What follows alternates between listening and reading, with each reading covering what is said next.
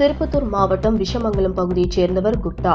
இவருடைய மனைவி வெண்ணிலா. இவர்களுக்கு 14 வயதில் பரத் என்ற மாற்றுத்திறனாளி மகன் உள்ளார். இவரை திருப்பத்தூர் மருத்துவமனைக்கு அழைத்து சென்று மீண்டும் விஷமங்கலத்தில் உள்ள வீட்டிற்கு செல்வதற்காக திருவண்ணாமலை செல்லும் தனியார் பேருந்தில் மாற்றுத்திறனாளியான பரத்தை ஏற்றி சீட்டில் உட்கார வைத்துள்ளனர். இதனையடுத்து தனியார் பேருந்தின் நடத்துனர் கீழே இறக்கிவிட்டுள்ளார்.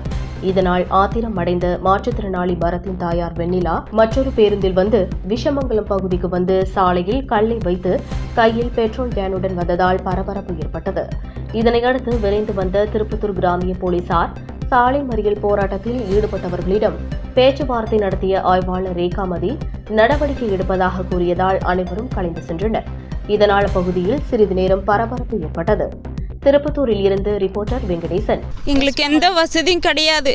இங்கேருந்து விஷமாலும் திருப்பத்தூர் போகணுன்னா பஸ் நிறுத்துங்கிற இடத்துல நிறுத்த மாட்டேங்கிறாங்க.